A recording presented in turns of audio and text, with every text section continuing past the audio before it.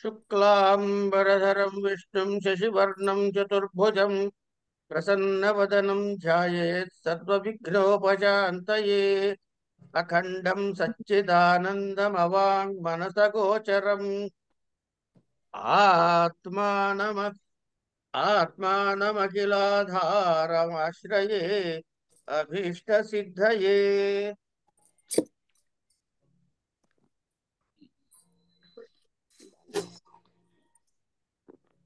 ఈ వేదాంత విషయాలు వింటున్నప్పుడు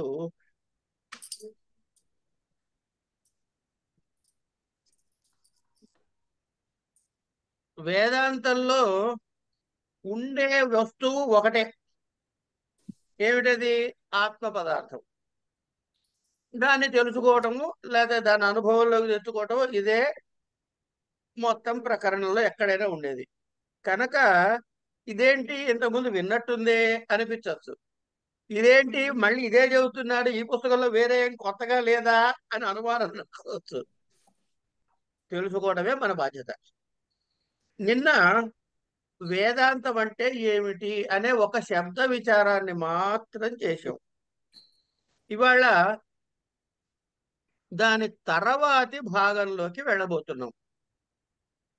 ఏమిటది అంటే తత్రానుబంధో నామాధికార విషయ సంబంధ ప్రయోజనాన్ని అనే వరకు చెప్పుకున్నాం కదా. తర్వాత అధికారీతు, తర్వాత వాక్యాలు అధికారీతు విధివద్ అధీత వేద వేదాంగ వేదాంగత్వేనాపాతతో అధిగతాఖిల వేదార్థోస్మిన్ అస్మిన్ జన్మని జన్మాంతరేవ కామ్య నిషిద్ధ వర్జన పురస్సరం నిత్య నైమిత్తిక ప్రాయశ్చిత్తోపాసనానుష్ఠానేన నిర్స్తనిఖిల కల్మషతయా నితాంత నిర్మలాకాంత సాధన చతుష్టయ సంపన్న ప్రమాత. ఇదండి. ముందు అధికారి గురించి చెబుతున్నాడు. ఎవరుట అధికారి? అధికారి అన్నా ప్రమాత అన్నా ఒకటే. అధికారితు ఎవరట? అధికారితు విధివత్ అధీన వేద వేదాంగత్వేన ఆపాతతః అధిగత అఖిల వేదార్థః. ఆపాతతః అధిగత అఖిల వేదార్థః అస్మిన్ జన్మని జన్మాంతరేవా కామ్య నిషిద్ధ వర్జన పురస్సరం నిత్య నైమిత్తిక ప్రాయశ్చిత్త ఉపాసన అనుష్ఠానేన నిర్గత నిఖిల కల్మషతయా నితాంత నిర్మల స్వాంత సాధన చతుష్టయ సంపన్న ప్రమాత. అయిపోయిందిగా, విషయం అంతా చెప్పేశారుగా. ఎవడు అధికారి అంటే వీడు అధికారి. ఎవరట? ఒకటి విధివత్ ధీన వేద వేదాంగత్వేన. ముందు వీళ్ళు ఏం చేయాలి? అధికారి అంటే అసలు ఫస్ట్ లెక్క ఏంటంటే అండి, ఎవడికి జిజ్ఞాస ఉందో వాడు. ఆ జిజ్ఞాస ఉన్నవాడే ప్రమాత, వాడే అధికారి. అయితే ఈ జిజ్ఞాస ఉంటే సరిపోదండి. నాకు జిజ్ఞాస ఉంది కానీ ఏం లాభం? ఇందులో చెప్పిన ఒక్క క్వాలిఫికేషన్ లేదు. ఏమిటా క్వాలిఫికేషన్స్? వేద వేదాంగములను విధిపూర్వకంగా అధ్యయనం చేయాలి. విధిపూర్వకంగా అధ్యయనం చేసి అంటే ఏంటి? సంపూర్ణ వేదాన్ని, తర్వాత ఆ వేదము యొక్క అర్థాన్ని, వేద అర్థమును విధివత్ అధీనం వేద వేదాంగత్వేన ఉపాతతః అధిగత అఖిల వేదార్థ. అంటే ఏంటి? ఆద్యంతము సమగ్రముగా, ఆపాద అంటే సమగ్రముగా. ఇక్కడ విధిపూర్వకముగా ఎప్పుడైతే అన్నారో గురుముఖత నేర్చుకో నాయనా అని పుస్తకాల్లో, వీడియో క్యాసెట్లో, ఆడియో క్యాసెట్లో పెట్టుకుని నేర్చుకునే వేదం వేదం కాదు, దాని తాత్పర్యం అంతకన్నా అర్థం కాదు. గురుముఖత మాత్రమే నేర్చుకోవలెను. అయిపోయింది. ఇలా నేర్చుకుని సంపూర్ణ వేదమును నేర్చుకుని దాని యొక్క అర్థమును, వేదార్థమును కూడా సవ్యముగా నేను తెలుసుకోవాలి. అది ఎప్పుడు తెలుసుకుంటారండి? ఈ జన్మలో గాని గత జన్మల్లో గాని. ఇక్కడ వచ్చే జన్మలో అనట్లేదండి. ఎందుకంటే వచ్చే జన్మల్లో అంటే ఇప్పుడు అధికారిగా ఎందుకు చెప్పుకుంటారు? ఆల్రెడీ అయిపోయిన జన్మల్లో ఒక స్థితికి ఒక స్టెప్పులు ఎక్కువచ్చి కాస్త చిల్లరమలు రానే మిగిలితే ఈ జన్మలో అని అర్థం. కనుక కనుక ఈ జన్మలో గాని పూర్వజన్మల్లో గాని ఏం చేయాలి? అఖిల అధిగత అస్మిన్ జన్మని జన్మాంతరేవా. ఇక ఇక నెక్స్ట్ స్టెప్ చెప్తున్నారు. ఏమిటి? కామ కోరికల కోసమని, నాకు ఈ కోరిక కావాలి, నేను ఇగో ఫలానా ఒక 1,00,00,000 సంపాదించాలి, ఇగో ఫలానా ఇచ్చేద్దాం, ఈ పని చేస్తే మాకు 1,00,00,000 వస్తాయి, నాకు పశు సంపద పెరగాలి, ఇగో ఈ యజ్ఞం చేస్తే పశు సంపద పెరుగుతుంది. ఇట్లా అనేకమైనటువంటి కామ్య కోరికలు ఉంటాయి. ఈ కామ్య కోరికలని అలాగే శాస్త్రములో నిషేధించినటువంటి కర్మలని కామ్య నిషిద్ధ వర్జన పురస్సరం, కామ్యకర్మలని నిషిద్ధ కర్మల్ని విడిచిపెట్టి పురస్సరం నిత్య నైమిచ్చిక ప్రాయశ్చిత్త ఉపాసన అనుష్ఠానేన. కంపల్సరిగా చేయాల్సింది ఏమిట? నిత్య కర్మలని, నైమిత్తిక కర్మల్ని, ప్రాయశ్చిత్త కర్మల్ని, ఉపాసన కర్మ, ఇది అనుష్ఠానము చేస్తే ఏమిటవుతుందండి? మనం కేవలం వాక్యానికి ఆ పంక్తికి అర్థం చెప్పుకుంటున్నామండి. నిత అనుష్ఠానేన, దాని చేత ఏమిటవుతుందిట? నిర్గత నిఖిల కల్మషతయా, ఇప్పుడు కల్మషముల సమస్య. ప్రాయశ్చిత్తం అన్నారు కదా మీరు, అది మనకి తెలియదు కదా దేనికి చేసుకోవాలి. అలాంటప్పుడు ఏమిటది? ఎవరన్నా చెప్తే కదా ప్రాయశ్చిత్తం, ఈ తప్పు చేశారు చేసుకో. ఈ ప్రాయశ్చిత్త కర్మలు, ఉపాసన, ఈ అనుష్ఠానంతో ఏంటి జరుగుతుందిట? నిర్గత నిఖిల కల్మషతయా, సమస్తముగా సమస్తమైన కల్మషములు నిర్గత పోయి ఏమిటవుతావు? నితాంత నిర్మల స్వాంత. ఇక్కడికి ఒక స్టెప్ అయిందండి. ఇది ఒక స్టెప్ అయిన తర్వాత ఈయన ఏం చెయ్యాలట? సాధన చతుష్టయ సంపన్న. ఇగో ఈయన ప్రమాత అనబడతాడు అని మనకి ఇక్కడ విషయాన్ని చెప్పారు. అంటే అంతఃకరణ శుద్ధి జరుగుతుంది ఎప్పుడు? ఈ అనుష్ఠానము చేత సంపూర్ణముగా పాపముల యొక్క బాధ నుంచి ముక్తుడయి అత్యధికముగా నితాంత నిర్మల అంతఃకరణ కలిగిన వాడయిన తర్వాత సాధన చతుష్టయ సంపత్తిని సంపాదించిన వాడు ప్రమాత. అయితే అంటే ఏమిటి? ఋగ్వేద, యజుర్వేద, సామవేద ఇవన్నీ నేర్చుకోవాలి, త్రయీ విద్య నేర్చుకోవాలి, సంహితా గ్రంథాలు, తర్వాత ఈ సంహితా గ్రంథంతో పాటు బ్రాహ్మణ, ఆరణ్యక, ఉపనిషత్తులు చదువుకోవాలి, వాటి లోతైన అధ్యయనం చెయ్యాలి. వాటితో పాటు కేవలం వేదం చదువుకుంటే సరిపోదండి. ఎందుకు? దానికి ఉచ్చారణకి ఏమిటి, దానికి ఏమిటి, ఇట్లా రకరకాలైనటువంటి అంశాలు మనకి ఇందులో ఉన్నాయి.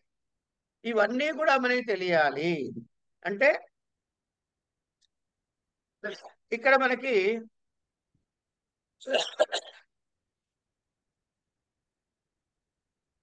దాన్ని ఏమంటారు?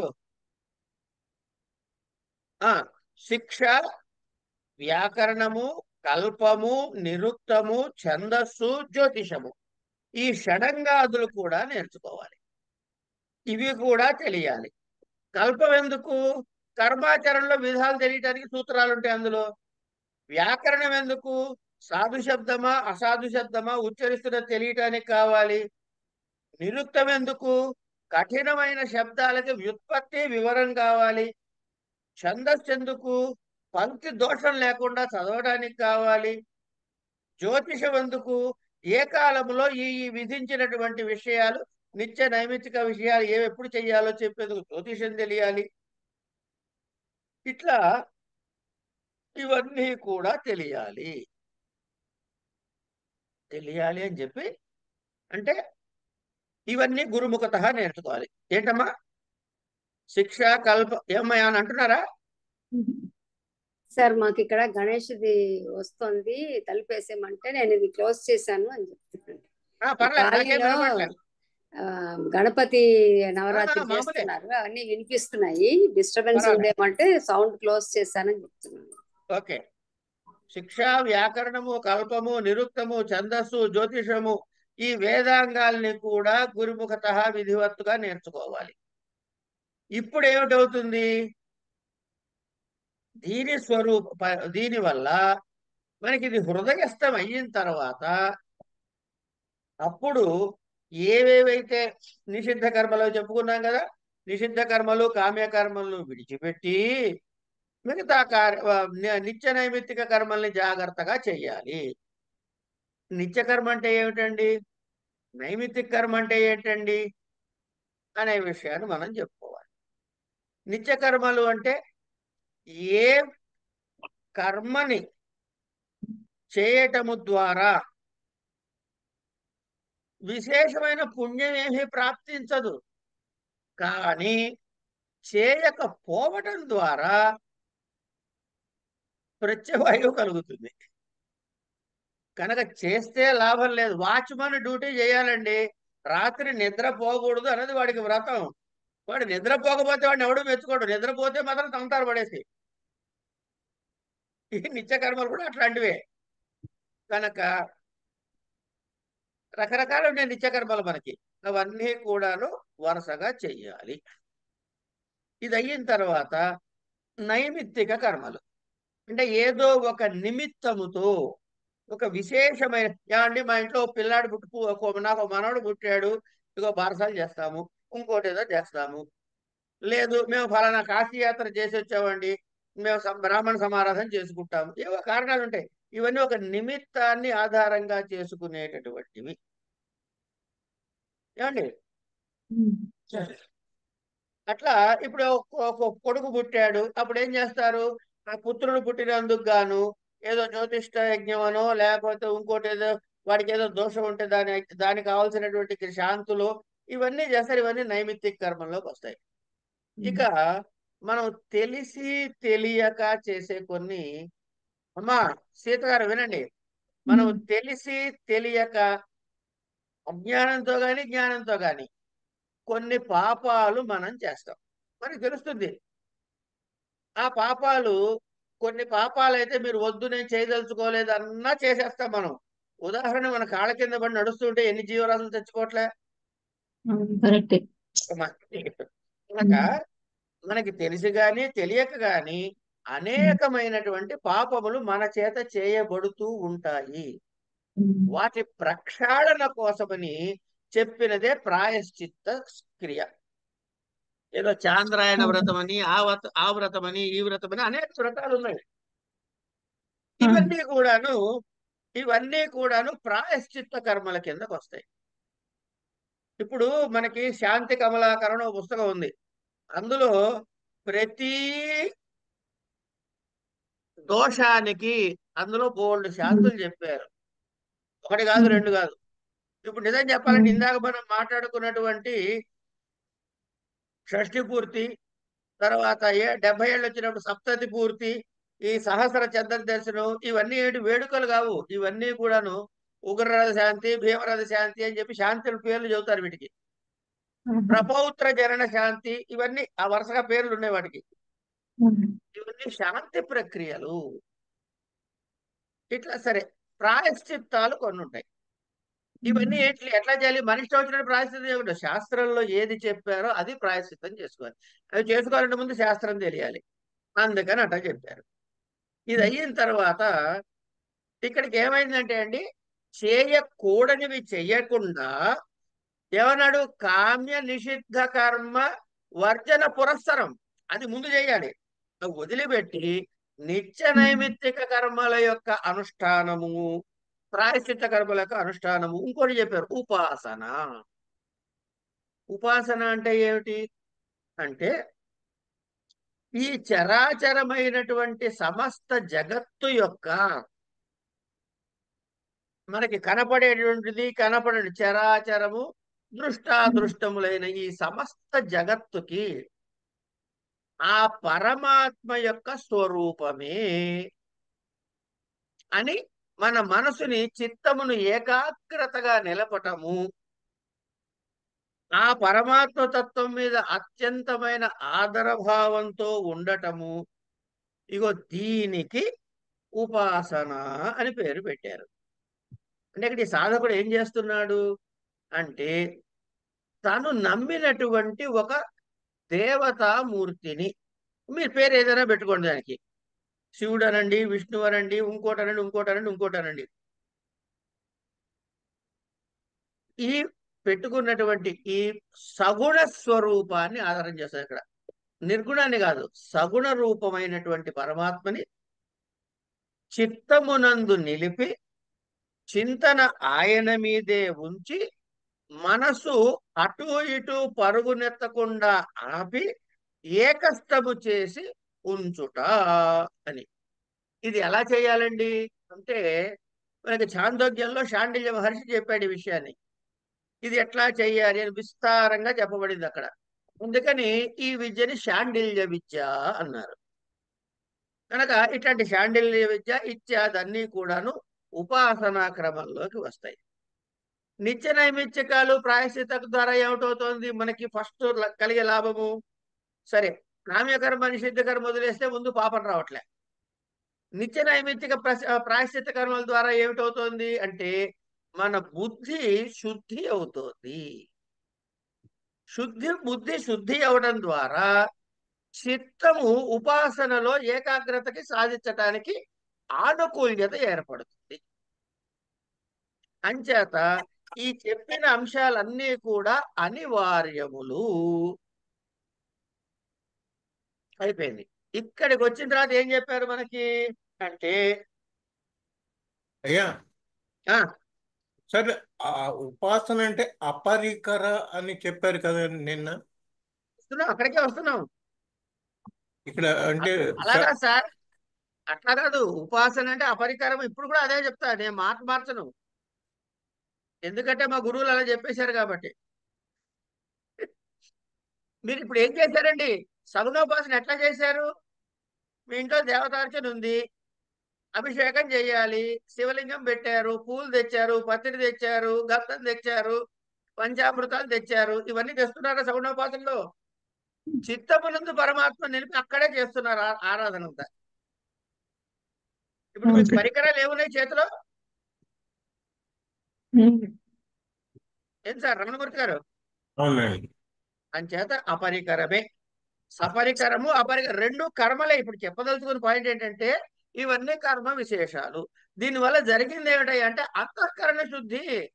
మళ్ళీ మనం భగవద్గీత చదువుకున్నాం కదండి, మొట్టమొదటి ఏం చెప్పాడు? ఏం చేసినా చేయకపోయినా నేను అంతఃకరణ శుద్ధి అన్నాడు. అదే అంతఃకరణ శుద్ధి ఇక్కడ మళ్ళీ చెబుతున్నారు. ఇది అయిన తర్వాత ఏమన్నాడు? సాధన సాధన చతుష్టయ సంపన్న అన్నాడు. ఈ సాధన చతుష్టయ సంపన్న అంటే ఏమిటి? సాధన చతుష్టయము అంటే 4 అంశాలు ఉన్నాయి. మొదటి అంశము నిత్యానిత్య వస్తు వివేక.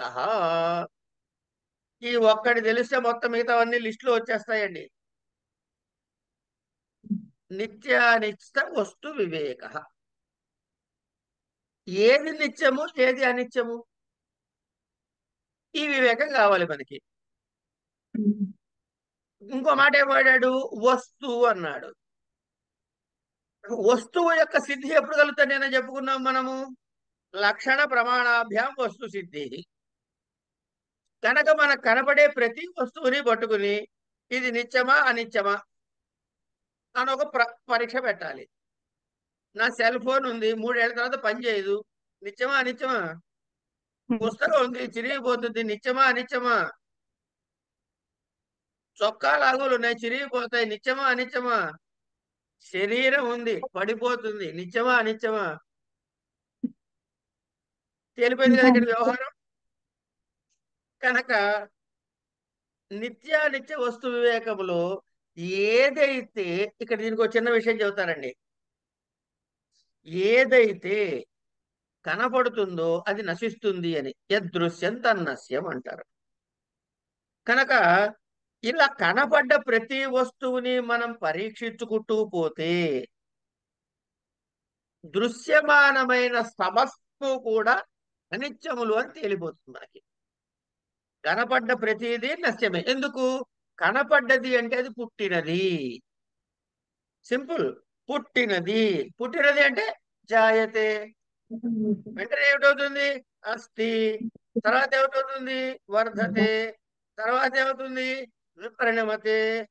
తర్వాత ఏమవుతుంది? పక్షీయతే. ఆ తర్వాత ఏమవుతుంది? మ్రియతే. ఈ సైకిల్ని తప్పించుకోలేదు. ఒకసారి పుట్టిందంటే నశించాల్సిందే. అంటే అది నిత్యమా అనిత్యమా అంటే అనిత్యము. ఇలా అనిత్యాన్ని నేతి నేతను తీసేసుకుంటూ పోతే నిత్యమైన వస్తువు ఏమిటయ్యా అంటే ఒక్క పరబ్రహ్మ స్వరూపమే. దీన్ని మీరు పరమాత్మ అనండి, పరబ్రహ్మం అనండి, ఆత్మ అనండి, చైతన్యం అనండి, అహం అనండి, మీ ఇష్టం. అహం కూడా అన్నానండి, గుర్తుపెట్టుకోండి ఈ విషయాన్ని. కనుక ఈ విషయం తెలిసిన తర్వాత ఇప్పుడు చెప్పండి, మనకు తెలిసిందేంటి? మనం ఏ స్టెప్ దగ్గర ఉన్నాం? నిత్యానిత్య వస్తు వివేక దగ్గర ఉన్నాం. ఏం కలిగిందయ్యా నీకు? పరమాత్మ ఒక్కడే నిత్యము, మిగతావన్నీ అనిత్యము అని తెలిసింది. ఇప్పుడు నేను ఈ ఇల్లు 10 ఇళ్ళు కొట్టుకోవాలి, 4 ఫ్లాట్లు కొనాలి, మా పెద్ద అబ్బాయికి 2 ఫ్లాట్లు ఇవ్వాలి, అమ్మాయికి 2 ఫ్లాట్లు, ఈ గోల ఉంటుందా మనకి? ఇంకా వీటి మీదకి మనకి మనసు పోదు. అంటే ఎప్పుడైతే నిత్యానిత్య వస్తు వివేక జ్ఞానం కలిగిందో దాని పర్యవసానంగానే విరాగము, వైరాగ్యం కలుగుతుంది. ఎందుకు?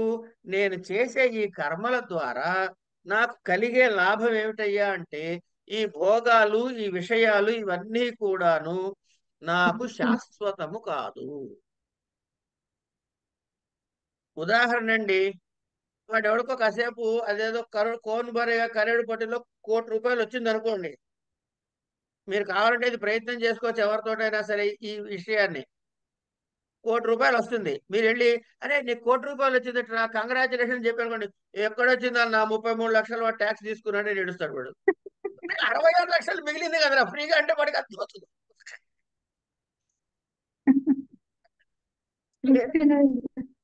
అవునా కదా? ఏమయ్యా, ఏమిటయ్యా నీకు మొన్న ఏదో వాళ్ళందరూ పిలిచి పెద్ద సన్మానం చేశారట, బట్టలు పెట్టారంటే ఏం పెట్టారయ్యా, ₹150 పంచి పెట్టారు అంటాడు వాడు.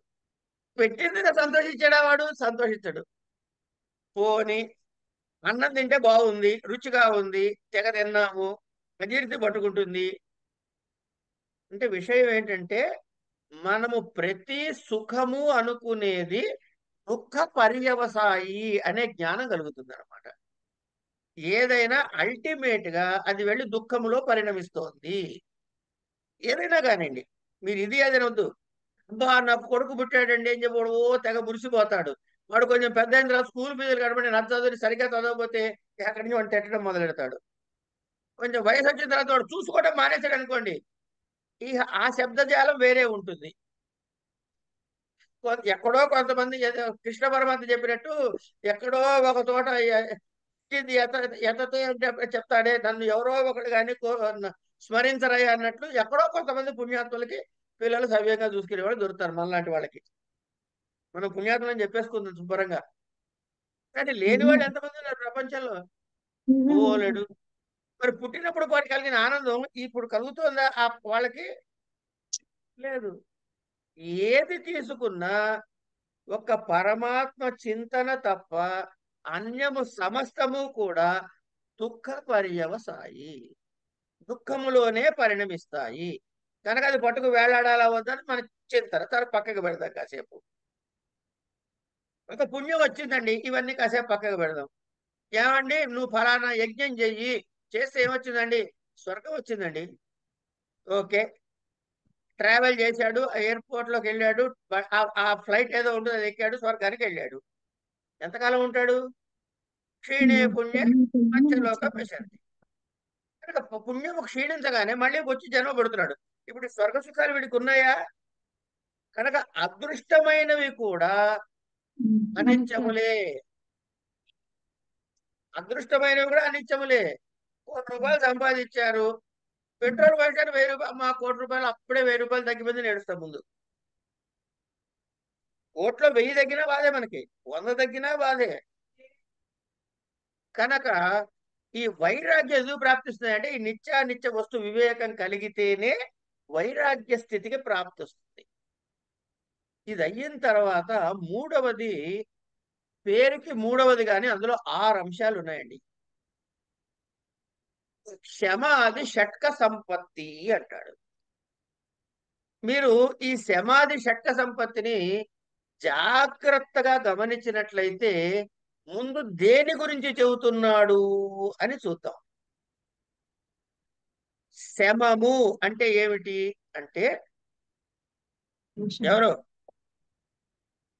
రండి, ఒక్క నిమిషం. రేపు ఈయన పుట్టినరోజు అండి. ఆ?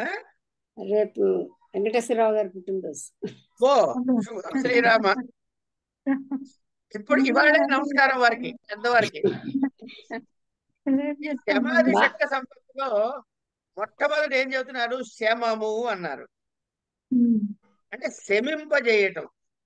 ఏమిటి శమింపజేస్తున్నావయ్యా అంటే మనస్సుని శమింపజేస్తున్నాడు.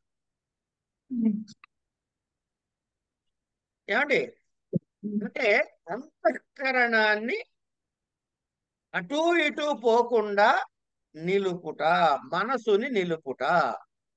ఎందుకండి అసలు ఈ మనసు అటు ఇటు పోతుంది? మనసు అటు ఇటు ఎందుకు పోతుందండి ప్రశ్న. వేయంగానే ఏముందండి, ఇగో వాళ్ళు వచ్చారు, గులాబ్ జామ్ తెచ్చారు, నాలుక జివజివలు ఆడింది, వెంటనే రికార్డింగ్ ఆపాము, ఈ వేదాంతం నేను చెబుతున్నా మీకు. ఏంటిది? సరే, ఏదో చూసాము, మంచి వాసన వచ్చింది, మామిడి పళ్ళ వాసనలా ఉంది, ముక్కు పనిచేసింది, జ్ఞానేంద్రియము. వెంటనే పదా కొనుక్కుందాం అన్నాయి. ఎవరు? మనసు అటు ఇటు ఇది కొందామా వద్దా? అరే నీకు షుగర్ ఉంది, మొన్న చేయిస్తేనే 150 ఉంది, 100 ఉండాలన్న డాక్టరు. ఉంటే ఉంది లేవా, 150గా, ఎక్కువ ఇంకో మాత్ర వేసుకుందాంలే. ఇన్ని లోపల నడిచేసి ఈ ఈ ఊగేసలంతా ఊగేసి ఆడు తీసుకెళ్ళిపోతుంది అక్కడ కొనడానికి. అంటే జ్ఞానేంద్రియం పనిచేసింది, కర్మేంద్రియం పనిచేసింది. ఇవి ఎందుకు పనిచేసాయా? తన్మాత్రలు యాక్టివేట్ చేసాయి శబ్ద స్పర్శ రూప రసగంధాల వల్ల. ఆ గంధం ఆపరేట్ అయింది అక్కడ. ఈ 3 ఆపరేట్ అయినాయి ఇక్కడికి. జాగ్రత్తగా గమనించండి వీటిని. ఈ 3 ఆపరేట్ అయిన తర్వాత ఏం చేసాం? వెళ్ళాం కొన్నాం. అంటే మనసు ఎందుకు పరిగెత్తింది అంటే ఇవి ఆపరేట్ అవడం వల్ల పరిగెత్తింది. మనసుని ఆపాము అని అంటే ఇవన్నీ ఆపేసినట్టేనా? ఇంకేమైనా తేడా ఉందా? అది ఆపడమే కష్టం. అది వేరే విషయం. కష్ట నష్టాలు ఏమండోయ్, అవన్నీ మనం మాట్లాడుకోకూడదు ఇక్కడ. విషయం ఇది. అది ఆచరిస్తామా ఆచరించమా అది వేరే విషయం. అది మళ్ళీ కర్మ, ప్రారంధము, అనుభవం, ఇవన్నీ వేరే వేరే రకరకాల కాంబినేషన్స్ ఉన్నాయి. ముందు విషయం అయితే తెలియాలి కదా. కనుక శమము అంటే మనసుని కంట్రోల్లో పెట్టుకున్నాం. ఇది అయిన తర్వాత ఏం చేస్తారండి అంటే మనసుని కంట్రోల్లో పెట్టుకోవటానికి ఏమి హెల్ప్ చేసేవాడిని? ఇప్పుడు ముందు ఎక్కడ ఆపరేట్ చేసిందండి? జ్ఞానేంద్రియాలు ఆపరేట్ అయినాయి. అవునా కదా? జ్ఞానేంద్రియాలు ఆపరేట్ అయినాయి కాలేదా?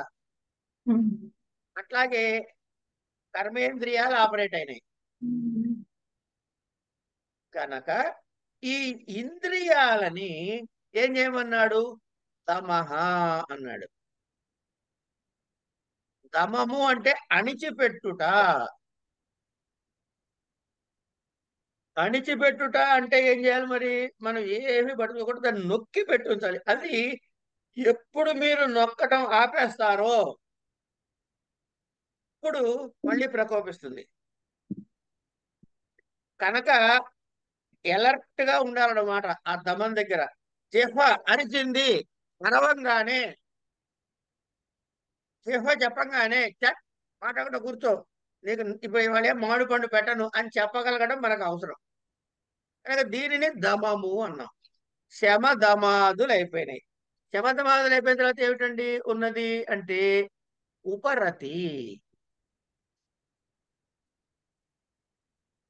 అంటే శాస్త్రము ద్వారా చెప్పబడినటువంటి శాస్త్రోక్త విధి ద్వారా వాటి యొక్క వెనక్కి లాగటం, ఉపరతి వెనక్కి లాగుతుంది. అట్లా ఈ ఉపరతి అయిన తర్వాత ఈ శరీరానికి కొన్ని కష్టాలు కలుగుతూ ఉంటాయి, కొన్ని ఆనందాలు కలుగుతూ ఉంటాయి, కొన్ని దుఃఖాలు కలుగుతూ ఉంటాయి. ఆనందం అన్న మాట వాడకూడదండి, తీసేద్దాం. సుఖాలు కలుగుతూ ఉంటాయి. ఎందుకంటే ఆనందానికి అటు ఇటు ఉండదు, ఒకటే ఉండదు ఆనందం. సుఖ దుఃఖాలు కలుగుతూ ఉంటాయి. దుఃఖము కలిగినప్పుడు భోరుని ఏడ్చుట, సుఖము కలిగినప్పుడు ఆహా అని సంతోషించుట, ఇవి రెండూ లేకుండా ఎప్పుడైతే శారీరక ధర్మము ద్వారా శారీరకమైనటువంటి ఇబ్బందులు కలిగినప్పుడు వాటిని నా కర్మకాలి ఇలా వచ్చింది అని తిట్టుకోకుండా, వచ్చిందా సరే అనుభవిద్దాం అని అనుభవించటం అంటే సహన శక్తి.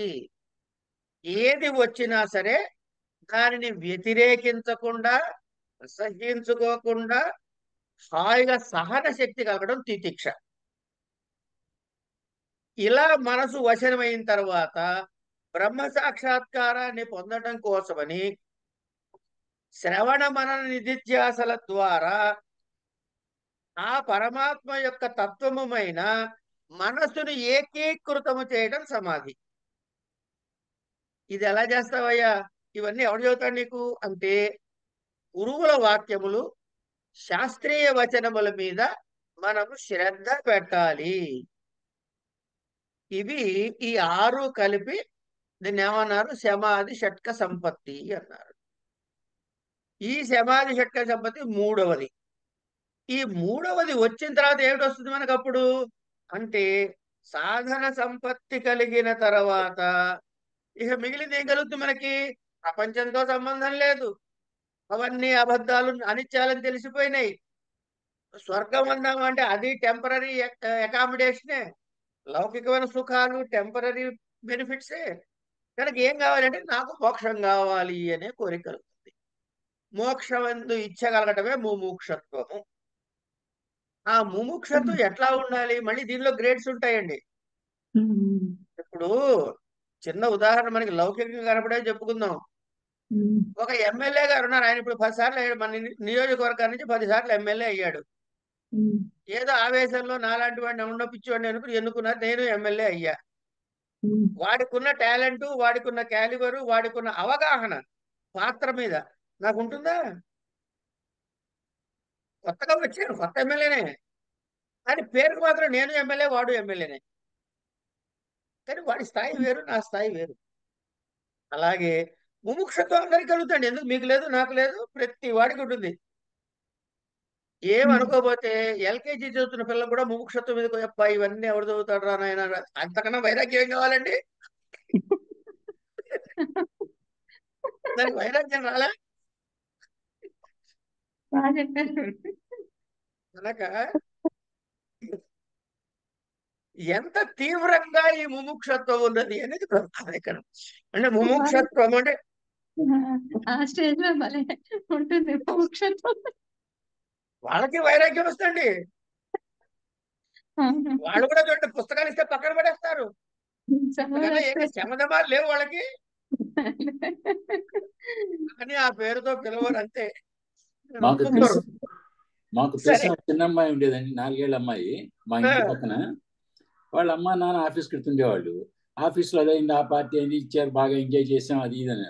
ఈ అమ్మాయిని ఎల్కేజీకి ఎక్కడో పక్కన పంపిస్తేవాళ్ళు. అది ఇంటికి వచ్చి ఏడ్చేదండి, మీరు ఎంజాయ్ చేస్తున్నారు లైఫ్, నేను కూడా ఆఫీస్కి పోతాను, స్కూల్కి ఎందుకు వెళ్ళాలి, నేను హోంవర్క్ చేయమంటారు, నేను స్కూల్కి వెళ్ళిన ఆఫీస్కే పోతాను.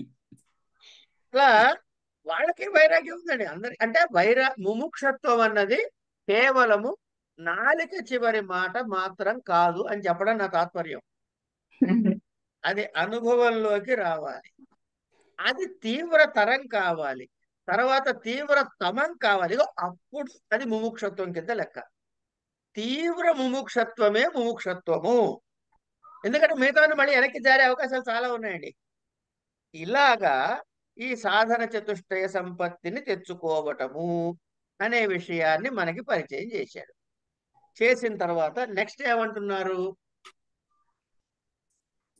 ఇప్పుడు మనకి ఏం చెప్పాడండి? గ్రంథం ఎట్లా వెళ్తుందో గమనించండి ఒకసారి మీరు. గ్రంథము ప్రణాళిక ఎంత బాగా వెళ్తుందో చూడండి. ముందు వేదాంతం అంటే ఏమిటో చెప్పాడు. వేదాంతాలు ఏం చెప్పాడు? ఫలానా ఫలానా ఫలానా గ్రంథాలు అన్నాడు. తర్వాత ఏమన్నాడు? అది నేర్చుకోవాలంటే అనుబంధ చతుష్టయం ఉండాలి అన్నాడు. అనుబంధ చతుష్టయం అంటే అధికారి చెప్పాడు. తర్వాత ఇంకా మనకి ఇంకా మిగతా చెప్పలేదండి. అధికారి దగ్గరే ఉన్నాం మనం. అధికారి చెప్పాడు. అధికారి అంటే ఎవడయ్యా అంటే వేదాంత నేర్చుకున్నవాడు. తర్వాత కామ్య నిషిద్ధ వర్జన పురస్సరం అన్నాడు. తర్వాత నిత్య నైమిత్తిక ప్రాయశ్చిత ఉపాసనాలు అన్నాడు. ఇవి రెండు మనం యాక్షన్స్, ఇవి చేయాల్సిన పనులు. దీని రిజల్ట్ ఏమిటి అంటే నిర్గత నిఖిల కల్మషతయ నితాంత నిర్మల అని చెప్పేసి స్వాంత అని చెప్పాడు. తర్వాత సాధన చతుష్టయ సంపత్తి చెప్పాడు. సాధన చతుష్టయ సంపత్తి చూసాము. ఇందుకే కామ్యకర్మలు అంటే ఏమిటి అని చెప్పడానికి, కామ్యాని స్వర్గాదిష్ట సాధనాని జ్యోతిష్టోమాదీని. కామ్యకర్మలు అంటే జ్యోతిష్టోమాది యజ్ఞయాగములు. ఇంకోటండి, కర్మ అని అన్నప్పుడు ఎక్కడైనా సరే వేద ప్రామాణికమైన కర్మల గురించే మాట్లాడతారు తప్ప ఏ గ్రంథంలో అయినా అన్య కర్మల గురించి మాట్లాడట్లేదు. మీ భోజనం చేయడం గురించి ఎక్కడైనా చెప్పాడా? చెప్పడు. సరే, నిషిద్ధాని నరకాజనిష్ట సాధనాని బ్రాహ్మణ హననాదీని. కామ్యకర్మలు ఏమిటి? జ్యోతిష్టోమాదీని. జ్యోతిష్టోమ ఒకటే చెప్పలేదు, ఆదీని మిగతావి కూడా. నిషిద్ధ ఏమిటయ్యా? బ్రహ్మహత్య పాతక చుట్టూ కూడా అక్కడి నుంచి తీసుకొచ్చి చెప్పాడు. అంటే అల్టిమేట్ పాపం దగ్గర నుంచి కిందకి అన్నీను. నిత్యాన్యకరణే ప్రత్యవాయవ సాధనాన్ని సంధ్యావందనాదీని. నిత్యం అంటే ఏంటి? అకరణే నిత్యకర్మలు అకరణే ప్రత్యవాయవ సాధనాన్ని, ప్రత్యవాయువు కలుగుతుంది. ఏమిటది? సంధ్యావందనాదీని. సంధ్యావందనాది కర్మలు చేయకపోతే వాడికి ప్రత్యవాయువు కలుగుతుంది. తర్వాత నైమిత్తికాని పుత్రజననాన్ని అనుబంధాన్ని జాతేష్టాదీని. ఈ జాతేష్టి ఇట్లాంటివన్నీ చెప్పారు. దీనికి నైమిత్తిక కర్మలు. ప్రాయశ్చిత్తాన్ని పాపక్షయ సాధనాన్ని చాంద్రాయణాదీని. ఉపాసనాన్ని సగుణ బ్రహ్మ విషయ మానస వ్యాపార రూపణయ. వినండి రమణమూర్తి గారు, సగుణ బ్రహ్మ విషయ మానస వ్యాపార రూపాణి శాండిల్య విద్యాదీని. ఎందుకుట?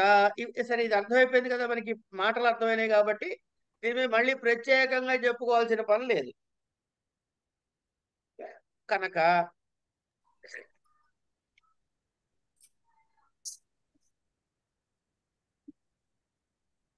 శాండిల్య విద్యాదీని ఇవి ఇవి ఏం చేస్తాయట? దీనివల్ల ఉపయోగం ఏమిటి అని చెప్పాలిగా మరి. ఏతేషాం నిత్యాదీనా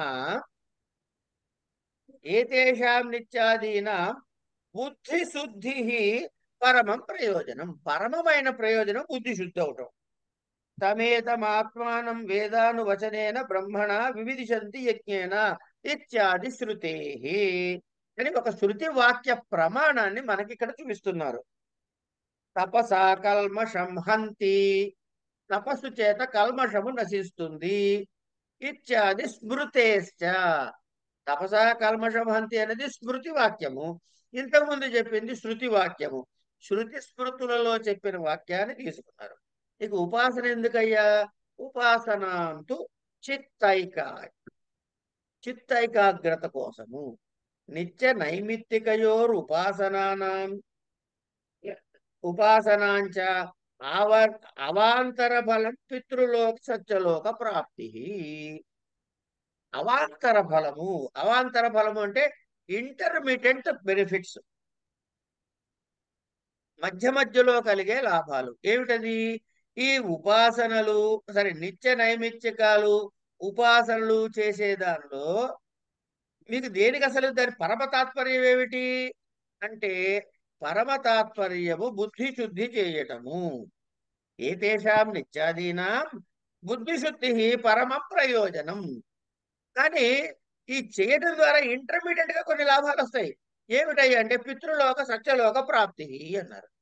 ఇదిగో ఫలానా ఈ పని చేస్తే పితృలోకం వస్తుంది, ఈ పని చేయకపోతే వస్తే సత్యలోకం వస్తుంది. ఇవన్నీ కూడా మళ్ళీ పోయేవే, ఎక్కువ కాలం ఉండవు. కర్మణ పితృలోకో విద్యయా దేవలోక ఇత్యాది శృతే అని ఇక్కడికి ఇంకా టైం ఉంది కదండి. ఓకే,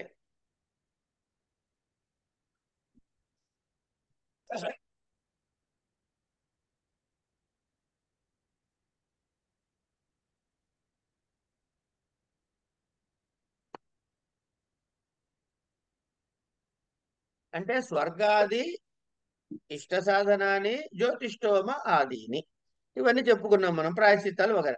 ఇలా ఇవి చేస్తే ఏమిట? ఏ దేశం నిత్యాదీనా బుద్ధి వృద్ధి ఫలానా ఫలానా అంచేత స్వర్గాది కామనలతో చేసే సాధన స్వరూపమైన జ్యోతిష్టోమాది యాగాలు ఏవైతే ఉన్నాయో వీటిని కామ్యకర్మలు అంటాము. నరకాది అనిష్ట ప్రాప్తి, అనిష్టమైనటువంటి వాటి సాధన రూపణ బ్రహ్మహత్య ఇత్యాది ఏవైతే ఉన్నాయో ఇవి నిషిద్ధ కర్మలు అంటాము. ఏది చేయటం ద్వారా మనకి భవిష్యత్తులో దుఃఖం యొక్క సంభావన ఉంటుందో అంటే ఏమిటి? చేయకపోవటం ద్వారా. ఏది చేయకపోవటం ద్వారా, ఏది చేయకపోవటం ద్వారా మనకి దుఃఖాల సంభావన ఉంటుందో వాటిని ఏమన్నారు? నిత్యకర్మలు అన్నారు. ఎప్పుడైతే ఏదో కారణంగా చేసేవాటి నిమిత్తాలన్నారు. ఇవన్నీ చెప్పుకున్నవే. ఈ కామ్యకర్మల వల్ల ఏమిటవుతున్నాయండి అంటే ఒక ఫల విశేషం ప్రాప్తిస్తుందండి. ఈ ఫల విశేషం ప్రాప్తించటాన్నే కామ్యము అని పరమాత్మ భగవద్గీతలో ఏం చెప్పాడు? నువ్వు కర్మ చేయి, కానీ కర్మ ఫలము మీద దృష్టి పెట్టకు అన్నాడు కదా. కనుక ఏ కర్మ అయినా సరే ఫలాపేక్షతో చేస్తే అది కామ్యకర్మని, ఫలాపేక్ష రహితంగా చేస్తే ఏమిటి అనేది తర్వాత చూద్దాం. అది ముందు ముందు మనకి చెబుతాడు ఎట్లాగో.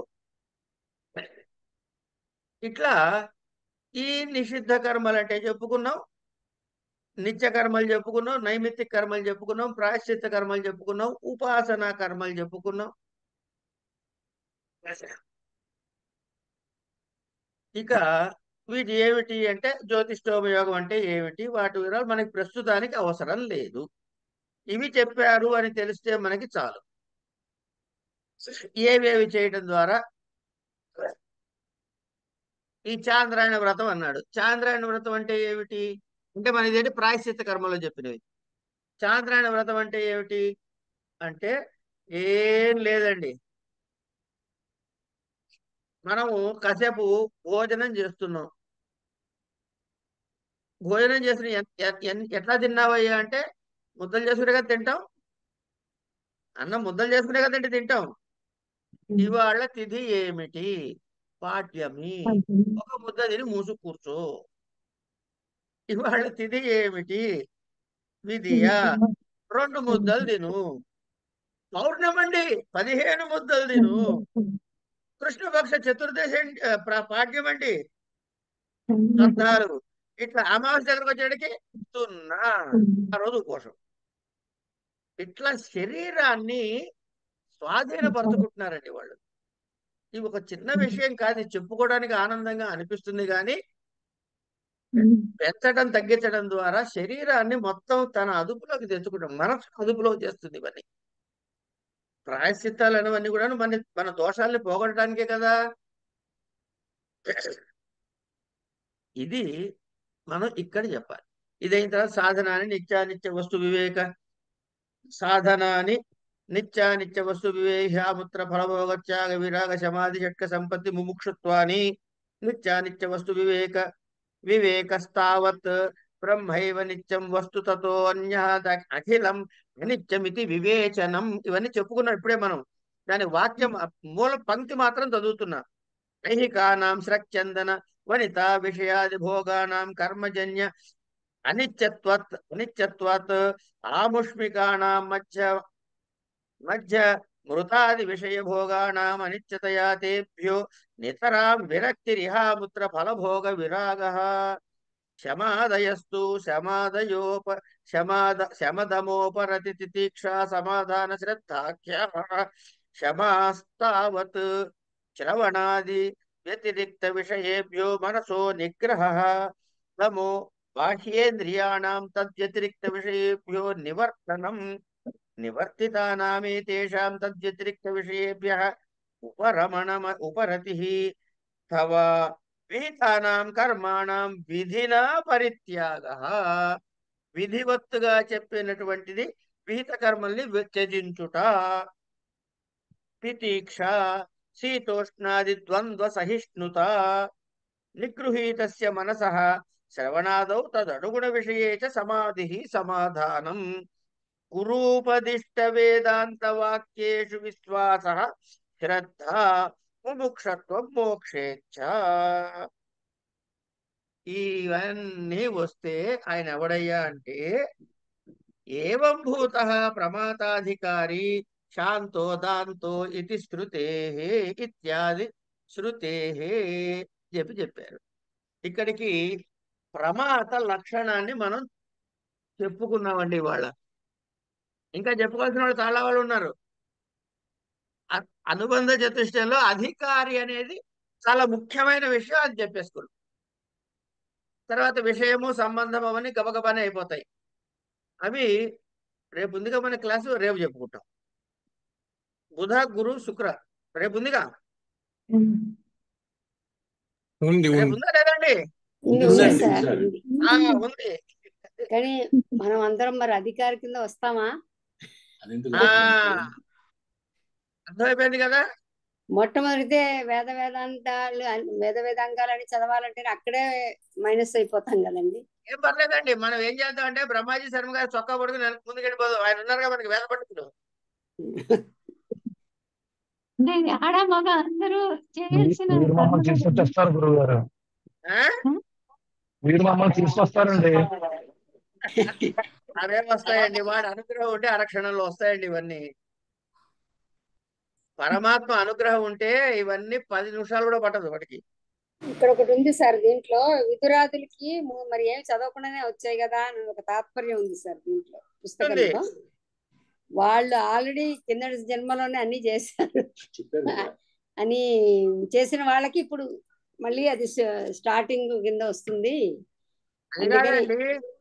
ఇప్పుడు మీ అబ్బాయి స్థలం కొన్నాడు, ఏమంటే రేపు పొద్దున శంకుస్థాపన చేయించాడు. కాపీ మేస్త్రి అమ్మాయి వాళ్ళు మొదలెడదాం మంచి రోజు అని చెప్పేసి తవ్వి ఓ 2 గుంటలు తీసి అందులో 2 స్తంభాలు నిలబెట్టాడు. రేపు పొద్దున వచ్చి మళ్ళీ స్తంభాలు పీకి గుంట తీస్తాడా, లేకపోతే అందులో సిమెంట్ వేస్తాడా?